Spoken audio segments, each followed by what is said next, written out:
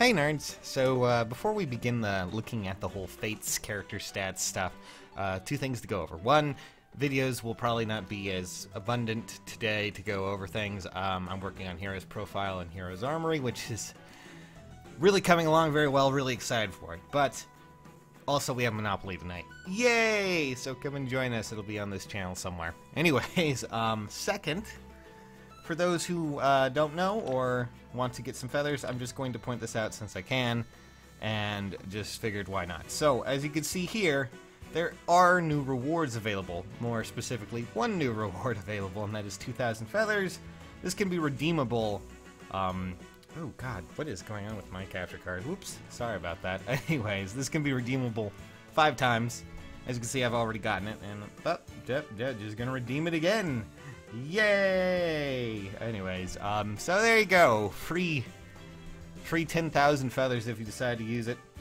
You can also go onto Nintendo's reward website, and I think you can use like the silver reward coins that you get from other games and things like that, or just games, and use that in Heroes as well, so you can get a bunch of feathers if you really truly feel like it. Now, it's a really nice reward thing. Figured I'd just throw it out there for those who don't know.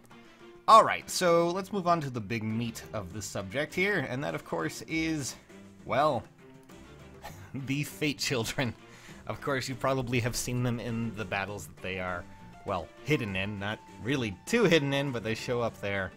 And of course, we know that they're going to be the next banner, because, well, they're Children of Fates, and, well, it's kind of fitting. A lot of you are excited, and I'm sure you want to see. So here are their stats.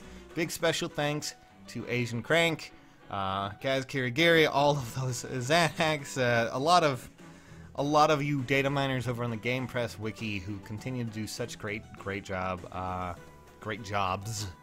plural, and well, yeah, I really just can't say thanks enough. And as you can see here are all of their stats.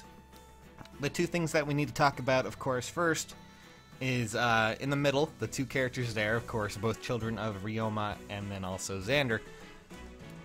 Well, let's just talk about their weapons real quick. Bright Naginata and Dark Greatsword. Bright Naginata is, if Shiro is attacked, he gains an additional attack and 4 defense. 4 attack and 4 defense. It's pretty decent. He already has some really good defense. And then, of course, Siegbert has, if he initiates the attack, he will gain plus 4 attack and speed. So, essentially, Swift Sparrow in weapon form, allowing him to go in and, well, absolutely destroy people. Especially with 50 attack and, of course, 35 speed, and then added to the fact that he's also on a horse, you can kind of get the idea of where this is going. Yeah, it's kind of terrifying. Also, on the right side, Soleil has a lot of great, interesting stats. She's going to be a pretty solid unit, just by what I'm seeing. Not only that, but she also has FIRESWEEP sword. You know, that one sword that everyone was wondering where that went. You guys remember when Tobin was coming out and everyone was like, I bet he has FIRESWEEP sword. Well, no, it's on our adorable little adorer. God, I just love her art. Oh man. She's just so happy. It's so good. Anyways. Yeah, I don't know why. I just keep looking at it. And then, of course, Rhajat, whatever you want to call her. She is probably the only one that I can really see as being kind of weird. Just so we're clear, this is adding at least the Gronwolf tome to the pool, the summoning pool, past this point, when we actually get their summon. But I don't really know how good that's gonna be. Her stat line is just a little bit lesser than Summer Elise, from what I could tell. And not only that, but I don't really think she's going to be able to beat at least some of the bigger Green Tome units out there. We'll have to see. But she does have decent speed, fairly decent attack, and some moderate, you know, defense and resistance, but obviously the other 3 are going to be really, really terrifying. Not only that, but I'm sure a lot of you have noticed, over on their actual battles, you probably noticed some new skills, some new passives that are very interesting. mostly when it comes to Shiro and Siegbert. We'll get into that in a second. I'm just making sure, just so we're clear, Soleil has Darting Blow and Drive Resistance towards the end, but Shiro and Siegbert have something that's really fascinating. Mostly in the form of, well, Shiro has Defense Tactic, and Siegbert has Attack Tactic. I'm just going to keep saying tactic. And what these two skills do is it's more around trying to mix up your team, in a sense. Make sure you have, you know, teams with different movement types.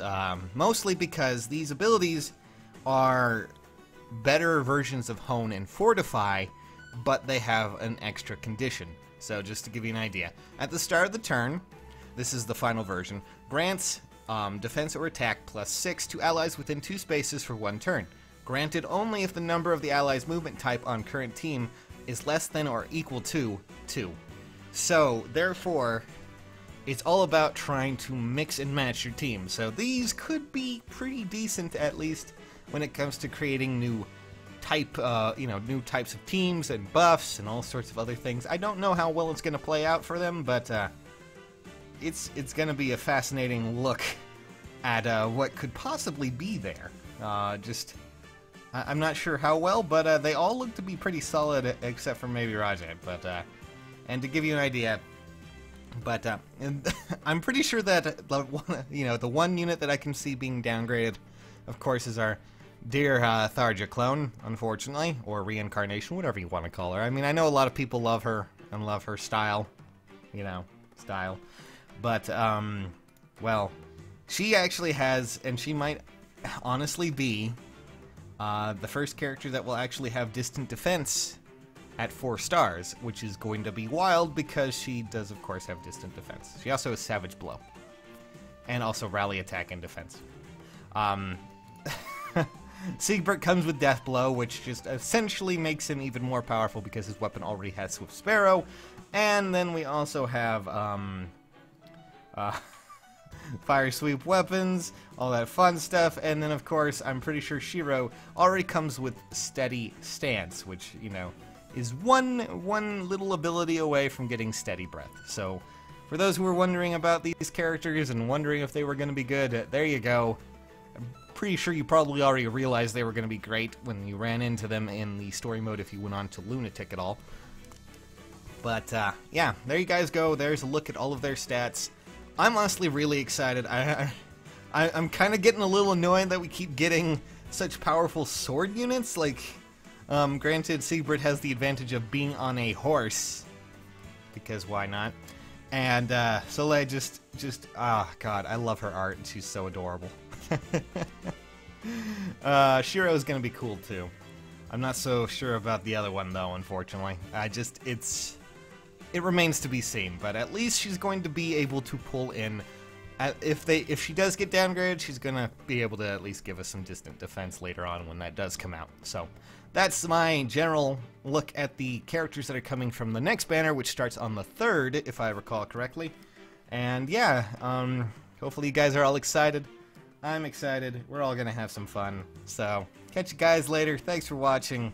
And if you enjoyed this at all, feel free to, leave a like or something. It really does help.